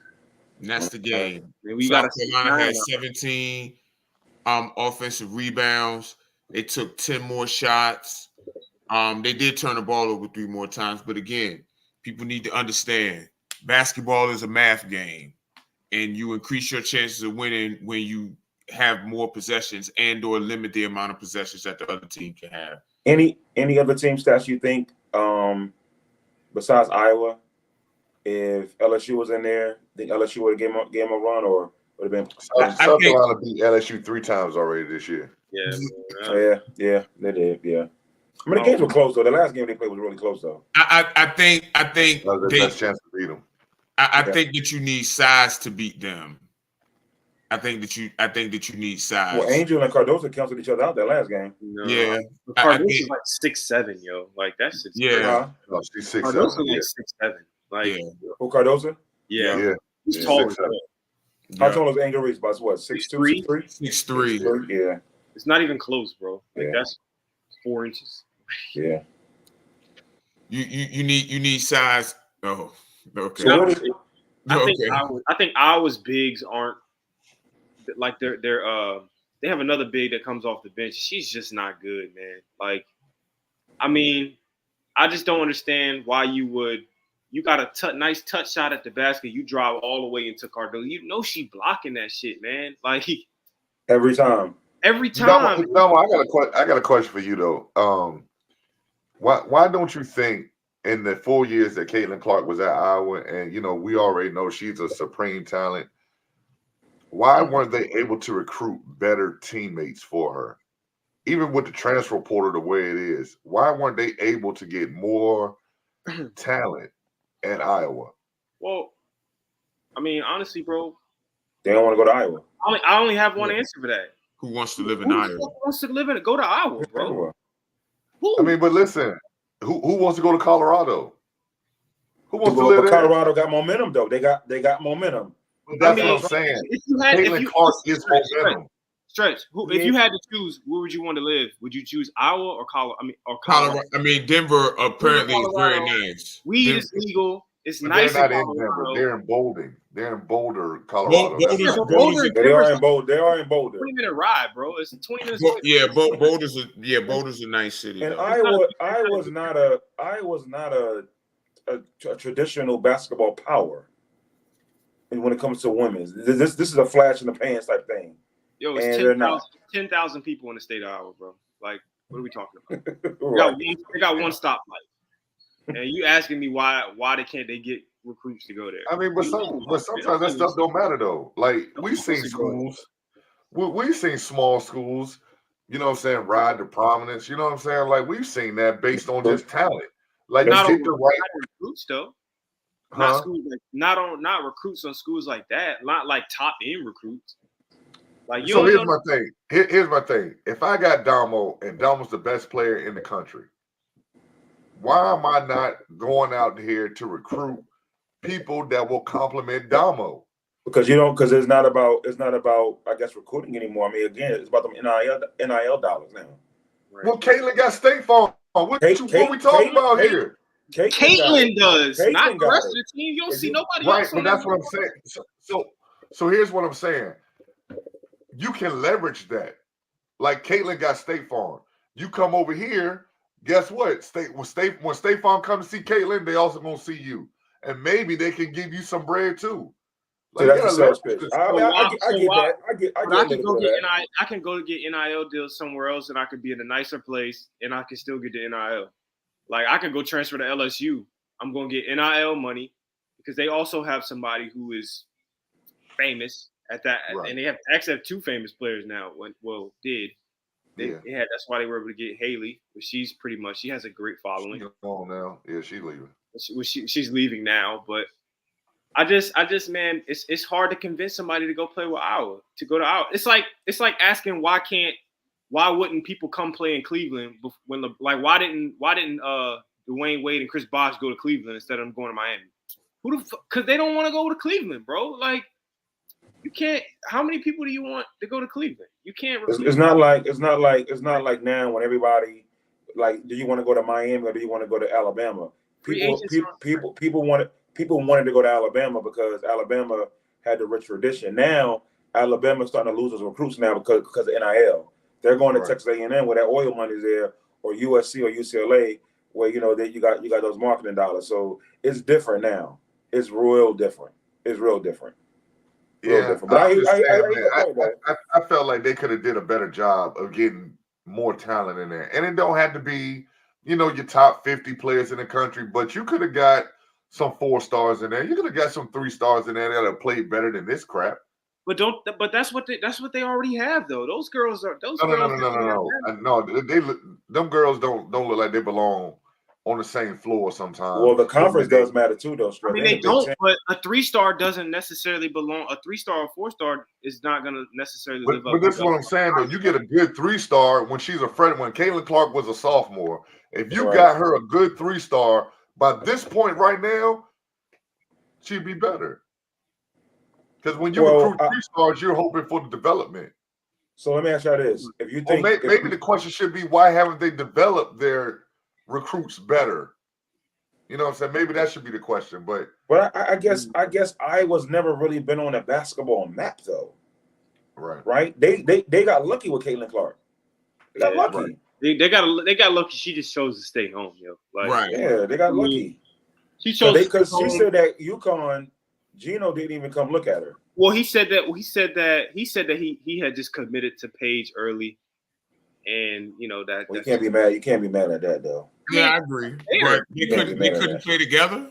Well, he said there you go. They couldn't play together. I think he said he didn't think it would be fair to do what? Fair about what? Gino's known for stacking his team. Gino might have dementia. It might be time for Gino to walk away. I don't know because Gino was known for loading up his teams with 7 McDonald's All-Americans. I don't know. Maybe old age has mellowed him some. Yeah, because he was the king of stacking teams now. Thank you. He was stacking that joint hard, bro. Shit. 5-star talent everywhere. Everywhere. Every position. On the bench too. Come on, man. You wait your turn next year. Maybe because they play the same position. I don't know. One of them is the 1. The other one is the 2. Paige is the 1. Yeah, I put Paige at the 1. Especially I think Caitlin's the better playmaker though. Caitlin is the better playmaker. So I don't know. You might have to maybe. Paige can shoot that thing too. They both can. And then Paige has been injured anyway. So if Caitlin was there, there you go. Yeah. Gino full of shit. But I understand he got loyalty for Paige. I'm not mad at that. I ain't mad at that. But they absolutely. I feel like they could have played together. Yeah, sure. I mean, he skipped out. They're good enough to figure it out. He skipped out on her for whatever reason. I mean, that's what he said the reasoning was. I don't know if that's necessarily a truthful answer. Well, that's why Gino ain't won shit in 45 years. There you go. Right. That's why he ain't won shit and ain't gonna win shit. So, I mean, I just think it's really impressive that she even has these teams in a national championship game back-to-back years. If we're saying that, if you just said you don't believe that sometimes they look like they shouldn't even be on the floor, then that's a testament to how good she is, bro. But their conference was some shit though. I mean, they're in the Big Ten, bro. I said their conference was some shit. How is their conference shit? They're the number 2 team in the country. Ohio State was in their conference, bro. But okay, that's the only team though. Well, that was the number 2 team in the country, bro. They was but when it comes to college, sometimes it just feels like we just be saying shit, bro. No, I'm telling you. Why do you figure that? Give me the other great conference. Give me the other great conferences with all these great teams. Look at their conference. Look at them. You got Ohio State. You got Iowa. You really believe in Indiana? That's a top 3 team. How are you going to sit up here and say? Tell me when Indiana has been a basketball power. How are you going to sit up here and say a Power 5 conference is shit? I said, look who's in their conference. Okay. Look who's in their conference. The number 2 team in the country is in their conference. I'm not asking you that, Damo. I'm saying look at their conference. Look at their conference, bro. Don't tell me you don't know what I'm talking about. Look at their conference. No, I don't know what you're talking about. Right, because you don't watch college basketball like that, Damo. You don't watch college basketball like that. Look at the rest of the conferences. Look, I'm saying look at that conference. We're not talking about every other conference. We're talking about look at that conference. Okay, I'm gonna look at the conference. Yeah, okay. do that. You do Conference that. right now. Then when you come back from Cancun, then you listen. I'm gonna read off since you want to look at the fucking conference. Look at that conference. Look at it. Here we go. Here's the conference record. Right, look at the conference. Ohio State 16-2 in the conference play. Iowa 15-3. Indiana 15-3. Michigan State 12-6. Right. Nebraska 11-7. Right. Then it gets bad. Then it gets bad after that. Keep going. 5 good teams. Keep going. There's only 3 legitimate teams in that conference. Okay. Indiana is not a basketball power. It never has been. And neither is Iowa. It never has been. So I took to my point. I said that she's benefited from weak conference play, which is the Big Ten, who historically which historically has never been a great basketball conference for women's basketball. It's all they play. That's all I'm saying. That's all I'm saying. Conference play. That's only 18 games in the conference. What about the rest of them? And what about the Ohio State, Iowa? So what about the NCAA tournament? Let me interest you in Michigan State. Let me interest you in Nebraska. Okay, it's easy for you to just rattle off the worst teams. Maryland, Illinois, Wisconsin, Minnesota, Purdue, Northwestern, Rutgers. Okay, give me a break. Let's move on. Give me a break, bro. Come on with the stupid shit. Give me a break, bro. Rattle off. Give me a break, bro. Rattle off. I can do that. I can go to the bottom. Give me a break. There was only 3 legitimate teams in the Big Ten. This is stupid. Okay. There's only 3 legitimate teams. Stop it, bro. There's only 3. And Ohio State got bounced early. Stop, bro. There's only 3 legitimate teams in the SEC. Are there not? Let's move on, bro. Let's move on. No. Let's move on, bro. Fuck that shit. I know you want to defend Caitlin Clark. No, it's just fuck Caitlin Clark. Caitlin Clark, all I'm saying, fuck Caitlin Clark, bro. You can't just keep saying shit because I know you can't keep trying to defend this. Read the rest of the fucking conference. You cannot keep defending this. Look at the SEC, bro. Big Ten is weak. Big Ten is weak. Only 3 legitimate Big teams. Ten is weak, bro. Big Ten is weak. Only 3 legitimate. It's only 3. Big Ten is weak. Big Ten is weak. All right. Okay. Big Ten is weak. Big Ten is weak. Okay, fellas. Listen. South Carolina, LSU, and Mississippi State. And they'll beat everybody in the Big Ten. Same shit. And they'll beat everybody in the Big Ten. Same shit. They'll beat everybody in the Big Ten. Just fucking talking. Just saying. In other news. Per usual. In other news. Just saying shit. Caitlin Clark. Stop it, bro. In other news. God, dog. Get on my nerves with that shit, man. In other news, God damn. He does this shit all the time, bro. Listen, NBA shit coming down the home stretch. Warriors in the 10th seed, Lakers in the 9th, a half game out of the 8th or the 7th. Can either one of these teams make a run in the playoffs this year? Mike, we'll start with you. You said the Lakers? Or the Warriors? I said it last week, man. I hope both of those teams make the playoffs, but because I think it'll be a travesty if they don't. Because then you got them vying for a play-in situation, which is not good for the league. But I think the Lakers, yeah. Warriors been hot of late. I think both teams can make the playoffs. It'll be an uphill battle, but who else is in contention? So you got the Kings at 8 and Pelicans at 7 right now. And the Lakers are a half game back of the Kings. So they're what, 8th? They're 8th? No, they're tied now because the Kings won tonight. Okay, so they're tied. They're tied, but the Kings got the tiebreaker. So if the Lakers win tonight, the Lakers are back in front. Yeah, Lakers. Okay. The Lakers are they're turning upward. They're really, really good. But something just scares me about the Lakers. Something scares me. I don't know what it is. Pelicans scare me as well. They're up and down. The Zion Ingram thing scares me. There's some games Zion don't get a lot of touches. Some games he'll get you 30. He has a couple of low team game, like a 10, 13. He had a 4-point game one time, an 8-point game one time. But that scares me. I don't know what that's about though. I don't know what that's about. Because I seen one game he only had 4 shot attempts. I was like, yo, what is that about? Who you talking about? Zion. He played 30 minutes. Like, what is that about? Like, you know what I'm saying? So I don't know what the fuck Willie Green doing, but I think the Lakers got a good chance. The Warriors got a good chance. I'm gonna say they both get in. I'm gonna say they both get in. So Go ahead. And I'm only No, saying go that ahead. because I want to see them get in. But you know, I got my hat on the Lakers and Warriors to get in. So Lakers are currently beating the Wolves 24-20. Yep. The Warriors are currently beating the Jazz 97-80. I've been saying the Lakers are a really good team, and ever since they put Rui in the starting lineup, they've had the second best offense in a top 10 net rating. The Pelicans, something's missing with them. Ingram's been hurt, but something's missing. I don't know. I can't put my finger on it. They need a point guard, and they need one bad. Tyus Jones. Stop.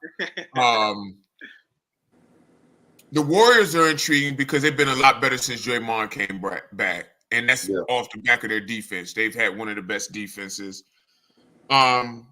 Here's my question for y'all. I think the wild card is the Suns. But they lost today to the Pels. What do y'all think about the Suns? They're all well. The Suns are 6 currently, but they're tied with the Pelicans. But they hold the tiebreaker. Yeah. And the Lakers are a full game back because Lakers are currently in 8th. The Lakers are a full game back of the Pelicans and the Suns. And the Suns are the most intriguing to me, just like you said, Stats. Kevin Durant and Devin Booker have been playing just on a whole nother level, man. The inconsistency of Bradley Beal, and they have no bench depth, none. The fact that they're where they are now is just a testament to how good or how great Kevin Durant and Booker are. But Vogel got them boys playing defense too. Vogel got them boys. They don't strike fear into me or anyone else. Really? That no one's scared of them. Who the Suns? Yeah, no one gives a fuck about the Suns. OKC right now, take them right now and wipe the floor with them. I don't know if I go that far, but who are you more intimidated of right now? If you were in the playoff matchup, if you're OKC, are you more intimidated of the Suns or the Lakers? The Lakers, but I can't let you do that. I can't let you do that because the Lakers size is the problem. The Lakers are a really bad matchup for the Thunder. A really bad matchup for the Thunder. And the Lakers are let's look at Minnesota. Minnesota's the 2 seed. Are you more afraid if you're Minnesota of the Suns or the Lakers? You don't want to play the Lakers. You don't want to play Lakers in the first round. You just don't. Not if you're a young team like Minnesota and OKC. OKC is pretty good, but they're a young team though. Minnesota can match up with the Lakers' size a lot better. Well, y'all don't have experience. If they don't have Towns, I don't believe they have. They still got Nas Reed. Right. I mean, they still got Nas Reed. Nas Reed ain't Carl. No, he's not. I agree. So why you bring him up? Right. No, Nas Reed is really good offensively. Why you bring him up then? Every time we talk about them missing Cat, you say they got Nas Reed. Thank you, bro. Thank you. I mean, Nas Reed is really Nas Reed is really good offensively. Stop this. Mike, we know you don't. We know you don't watch all the games. You do this all. Like you said, I'm with Mike on this one, bro. I'm sorry. Stop, bro. I'm with Mike on this. All I ask is just turn on the tape, man. Nas Reed is really good. He's good, bro. I mean, I'm not saying he's not good, but every time we talk about them missing Cat, you be like, well, they got Nas Reed. Because I think in a small period of time, Nas Reed can fill that role very well. His weaknesses get exposed the longer he plays bigger minutes. But right now, how do you know this? Because I watched the tape. That's how I know. Well, that's a problem, though, Stats. If his weaknesses get exposed the longer I'm not saying it's not. I'm just saying from size, they can match up with the Lakers' size better than OKC can. That was my entire point. Who's Oklahoma City's bigs again? Chet and Jalen Williams, J-Dub. With the braids? Huh? With the braids, he's considered a big? Yes. 6'8". He's 6'8". And he got a He 7'2". plays more He guard. got a 7'2" wingspan, but that's who they bigs are. It feels like he plays more guard though. Hey, Fit, you're right about that. But that's how they Stat play. loves guys that play like him. That's what it is. That's exactly what it is. Me and Nas Reed don't play anything alike. No. But no. People you sleeping do. on Nas Reed though. Big guys that can can shoot a little bit, good rim protection. You like guys like that. Nas Reed is not a good rim protector. But you just told on yourself. That's how I know you don't be watching. Well. Again, you love Nas Reed. You love Jaden McDaniel. You love them. You have a slight. Jaden McDaniels is one of the best perimeter defenders. That's part of why their defense is great. Oh my God. But does everybody notice what Mike does? When Mike don't know something, he actually. I do know. I know. You know what I don't know? I don't know why you do this shit. That's what I don't know. But you do this all the time, bro. But that's my point. When you don't know something, you start doing. Why are you doing this? You're the only one. Hold on. You're the only one that's on our Facebook feed right now feels a way about fucking Nas Reed. That's fine. That's fine. No, it's not fine. It's a problem. Why? Like you talk about Nas Reed all the time. No, I don't. Yeah, you do. No, I don't. Yes, you do.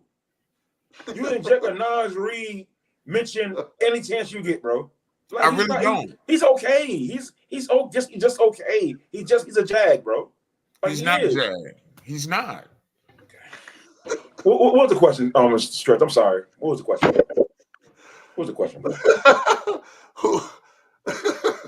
Now, hold up, Stretch. Before you ask the question again, when Mike don't know something, you see how quickly he deflects. I'm not and deflecting.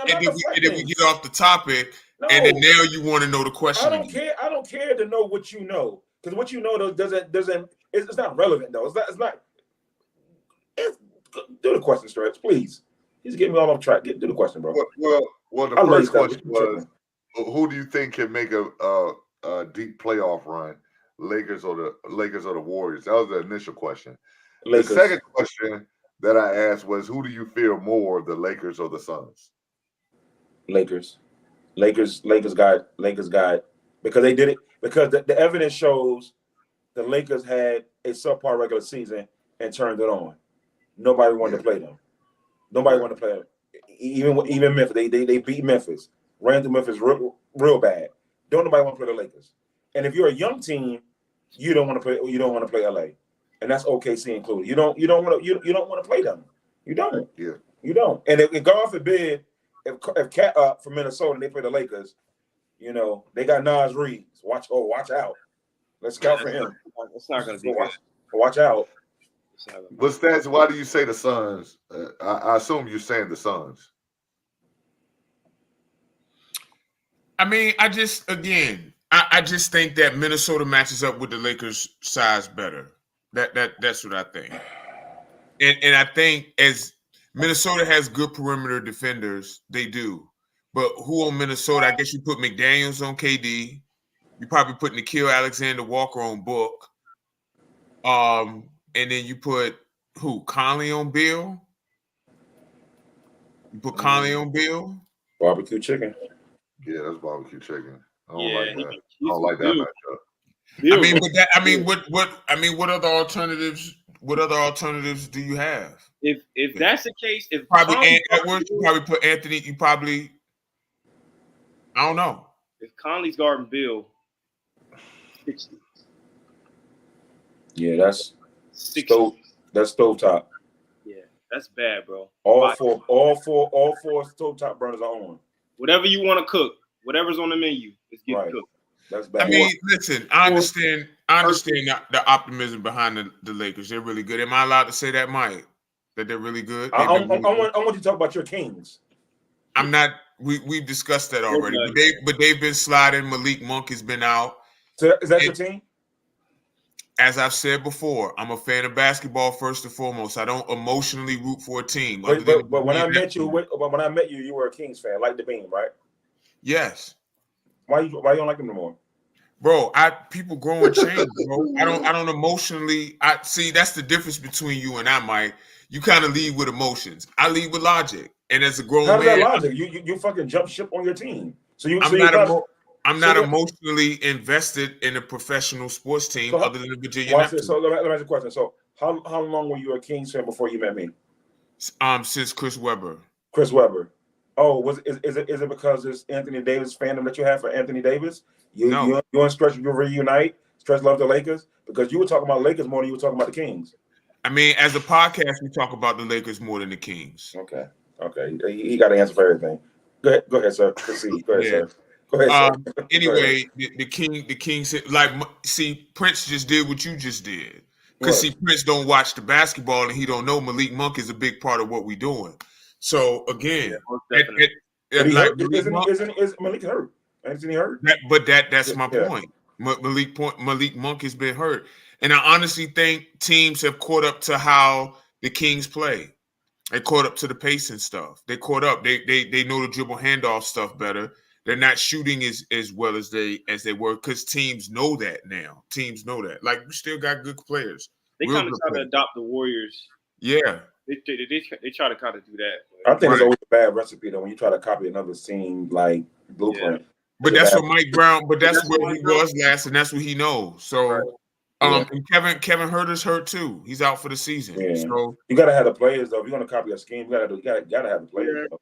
They don't have the exact layout that they have either. So they don't necessarily. They have shooting, but they don't have the best two shooters to ever play either. So yeah, that's true. It's kind of hard to mimic that, and they tried, and they were successful with it at times. Right. But the offense overall has declined from last year. We were a top 5 offense. I think we're middle of the pack now. So the Sabonis pickup hasn't really panned out. You know, he's a tricky player to evaluate because you see his assist numbers and you think he's this super great playmaker, but then when you turn on the tape, a lot of that is just dribble handoff, and you get an assist for that. You feel what I'm saying? Right. He's a very good playmaker for a center. I'm not taking anything away from him, but a lot of his assists are inflated with the dribble handoff stuff. And again, his limitations on defense, Mike Brown protects him the best he can, but Mike Brown has him hedging and recovering. That's just not. But he can't really play drop because despite his strength, he's not big and lengthy, so he can't really. You feel what I'm saying? Right. You giving guys a runway. Him hedging is to stop the guard from getting to the rim. You let the guard get down the hill. He can't really do much with that. So, and because they're sliding, I don't necessarily know if they're a viable playoff team, especially without Monk. They need Monk. They do need Monk, but they got some other shit going on as well. Like it's just not a good mix going on right now. On the eastern side of things, east side of things, New York Knicks are without Julius Randle for the rest of the year. Yeah. Say that again. How far can they go?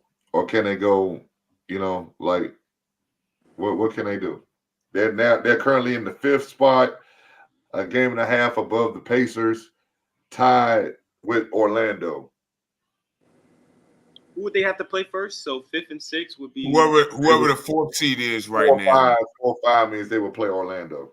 Now, wasn't the Knicks when Randall got hurt? OG was there. They was winning with OG without Randall, right? Yes. And Randall, they was like 12. No, I'm talking about wasn't there? When Randall got hurt, yeah, they was there. They were still winning, right? Yeah. So they're 5-5 their last 10. I mean, the Randall situation does hurt though. However, I think they could still win with OG and the rest of the supporting cast. I still think that because they was winning without Randall when OG was there. So like, again, I know Randall being there to fill because the playoffs is here and the game kind of shrinks and you're going to need extra bodies. But I think the Knicks will be okay depending upon their first round opponent. And I think it was Orlando, right? Last show we checked was Orlando, their first round opponent, right? Yeah. And you also said Orlando's bad offensively.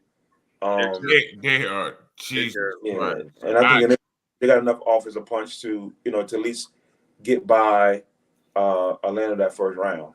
I'm putting OG on Paolo, and I'm living with that. Yeah, because we overcalibrated on Paolo, man.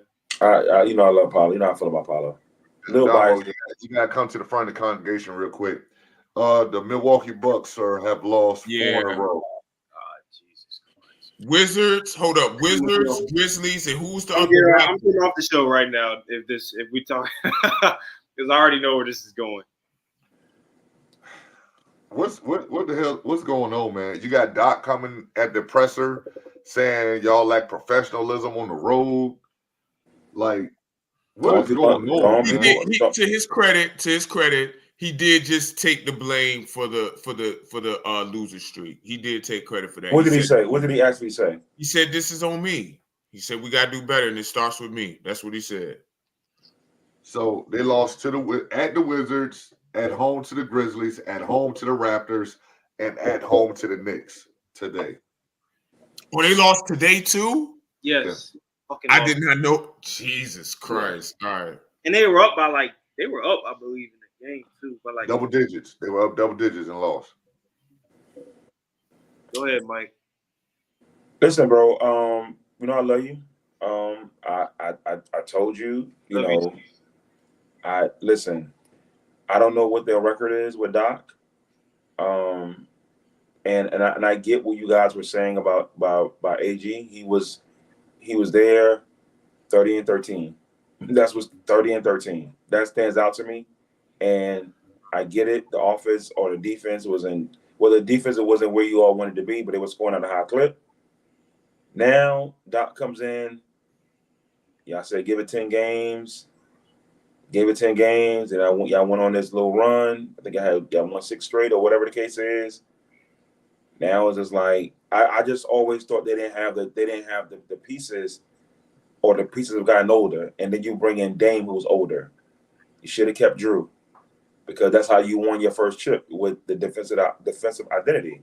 Now Chris Middleton is not the same player. I get that, but I still think you have enough to win. I just don't think they have the players on defense though. I just don't. With Dame in particular, who else is there? Is it Malik Beasley that's there?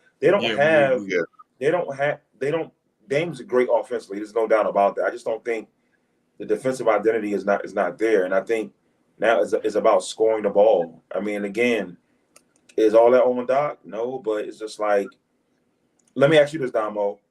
Do you have a different feeling now with the way the season's going? I don't know. It's true, if you can find those stats, fine. What is Doc's record with the Bucks? I think it's like 15 and 16 or something. No, I think it's worse than that, because they lost 4 straight. It's 13 and 16, I believe. Well, Adrian, okay, so let's do it this way. Adrian Griffin, 30 and 13. 30 and 13. That's 43 He was 30 and 13. Yeah. 30 and 13. Yeah, so the Bucks have played now 78 games, so we just got to split the difference there. I think 40. So it's 40. That's 43 games that Griff played. 43 and 30 games versus 30 games. Yeah, so I think it was honestly 13 and 17. I think. So Damo, let me ask you this: Do you feel differently that they should have kept AG versus bringing in Doc? Or you still feel the same way? I don't know, man. You might be right, bro. You might be right. You might be right, man. Maybe they should have just waited it out. Because here's the thing, though. Because Doc is a NBA champion as a coach, there is much added pressure for him to turn that around, whatever the issues were in Milwaukee, because they're like, yo, you want a chip. If anybody can do it, Doc can do it. And I would agree that's a little bit unfair for the Doc to be put in that situation. 17 and 18. 17, 18? I would say it's a little bit unfair to put Doc in that situation, though, because, again, he's just coming in halfway through the season. I just think Milwaukee should have just waited. You know, and then in particular, the Dame stuff, like I said, Dame, I don't know if the fit is really good too with Dame and Giannis. I just don't know. To feel like it's not. I'm starting to feel like it's not the greatest. Yeah. I think on paper it looks like it should fit, but again, you know, you're only as good as the pieces that's around you. Giannis is an apex predator. Dame is still really good. But then you got Malik Beasley out there. He don't fit. You got Chris Middleton in and out of the lineup. You got Jay Crowder and Bobby Portis, you know, coming off the bench. One of them starting, the other one coming off the bench. All the guys too. Right. They older guys, and then you Yeah. got Lopez. He's an older guy. Like, where's your youth at? Where's your athleticism that's gonna fly up and down the court and play 80 games, 78, 80 games? You don't have none of that. And the ones that you do have, Doc don't play them. Yeah. Marlon Beauchamp and the other guy, Vincent Jackson. He's They don't play starting at to all. play. He's starting to play Jackson more though, and that's what he mentioned in the presser that he needs to play him more. But Is that the don't white really guy? work. What? You got 5 games left in the regular season, man. Yeah, but Stretch, you got to take into account he doesn't know these guys, bro. Like, And whose fault is that? that's on the Bucks. Correct. But then Damo, that's why you don't make that move then. You know what I mean? I mean, listen, I understand what you're saying, and I understand it's a bad situation to get in. I understand why 30 and 13, first in the East. Doc Or shouldn't have took the second in job. the East, whatever you were. Doc When you got to take the job, Damo. You got to take the job. That's what I was gonna say. That's what I was gonna say. He probably shouldn't have, but if you want to get back into coaching, you got to take the job. And I feel This is killing his legacy. I feel like this was his way back into coaching, and you know. Well, no, this is gonna get him up out of there. This is about to get Doc Rivers cremated. He done, bro. So hold on. So let me ask you a question. So you rent Doc for 1 year. So you do think if Doc doesn't first round exit, they done. Doc, he gets fired. Doc just signed a 4-year deal. So what was the contract, Damo? He sounded like a 4-year deal. Like, listen, Damo, you know this just like I do. Adrian Griffin had a 3-year deal. They don't give a damn about that money, dog. Yeah, Griff's probably only worth like. But they're not going. I don't think they'll pay 2 coaches unless. Yeah, that's insane. There's a whole lot of teams out there paying 2 coaches right now. I mean, it'll be 3 coaches because you got to hire another one. They still paying Bud. What you mean? Well, then I guess at that point it'd be 4 coaches. That's 4 coaches, 4 staffs. Come on, bro. Like, this is ridiculous, insane, man. Because those guys that if you fire the assistants too, I'm pretty sure they got contracts as well. Probably. Yeah. I'd pay them the rest of their money. The real question is who's challenging Boston? No one. No one. I think the whole Boston thing is something tells me, and y'all gonna laugh at me, but I just it's something about Miami, man. That's just I don't know if it's Spo or Jimmy Butler or Bam, but it's just something about them that I just feel like they're gonna make a run in the playoffs. I don't know how that's gonna happen. Y'all don't think they can make a run at all? Well, as it stands right now, Miami's got Boston first because they're the 8th seed. That's a tough task. But everybody healthy. But the good thing about that is they do play Boston well. Well, they have in the past, but they also didn't have to. I got Damo really quick though. Tyler Hero just came back from Miami too. I think Damo, you said you and I was on this. You were talking about Gabe Vincent, and he hasn't done nothing in LA. But collect checks. So stats stretch. Gabe Vincent. Any word? He actually played the other day too. He's played like 2 or 3 games. Yeah. What has he done? His point of attack defense has been much different. His point of attack defense. Oh my God! All right, time to end the show. This is what I'm saying, bro. I don't understand. This is what I'm saying, bro. I don't understand. Okay. Everybody claims to be a basketball aficionado, but then when you bring up the intricacies and nuances of basketball, then all right, bro. Bro, I think even JJ Redick or LeBron James would have been like, what? So are y'all saying y'all don't know what point of attack defense is? Come on, Stats. I mean, you asked what he did, and you would think that you say you got the best defensive guard in the Brotherhood Hoop League. I do. And he showed that. So, okay, so then you should appreciate point of attack defense. Got you there. But you don't because again, don't co-sign that shit, bro. No, but you don't. Mike, you didn't even know Gabe Vincent came back. Okay, because he's been such a fucking non-factor. But Mike, that goes back to my point about that goes back to my point about what you said earlier. When you don't know nothing, that's what he's been a non-factor. He's been a non-factor. I agree. I listen. Okay. I'm not saying that he's added much. I'm not saying that, but you asked me what he does. I'm telling you that's I said what has he done? And I'm telling you, since he's been back, the point of attack defense. That's what I'm telling you. What's the Lakers defense? What's the Lakers defense efficiency in the last 10 games? It's near the bottom, I think. But you're talking about his point of attack defense. Well, this is only like his third game. So what's the deficiency in the last 3 games? The defense has been bad. It's scored a lot of points. It's scored a lot of points, but the defense has been bad. Well, you want to talk about point of attack defense? Okay. Yes. Because whenever you're ready to close out. Defense is played with the team. Team that's playing bad defense. Yes, an entire team, not just one guard. But you're saying it's point of attack. Okay. My blood pressure on guard. As I've said to everyone watching, when Mike doesn't know something, no, what you're saying, you sound ridiculous, bro. But go ahead. Let's close it out, Trish. This is ridiculous. Yeah. Final thoughts.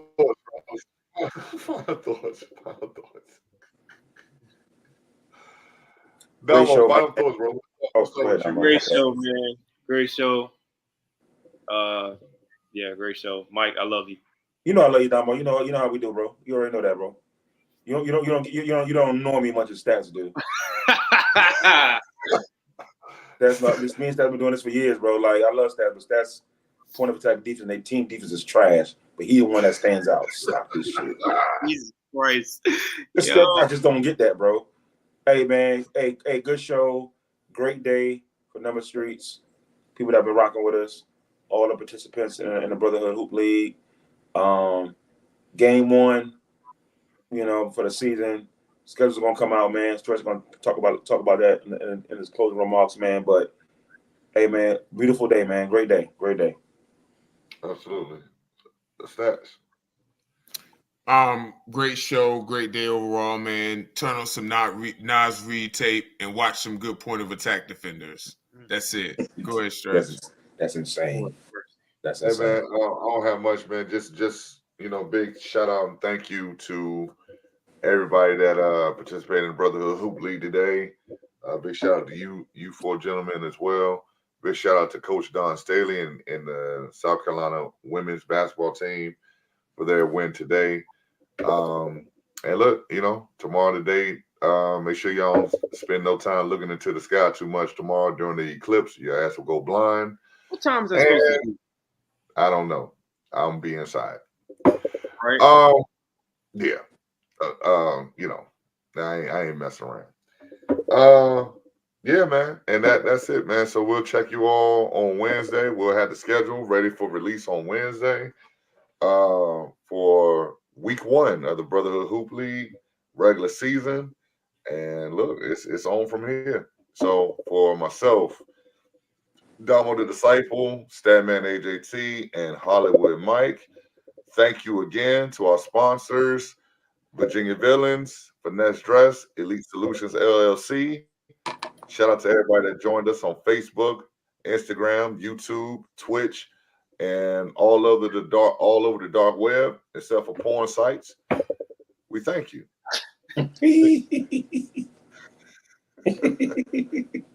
Peace. Peace.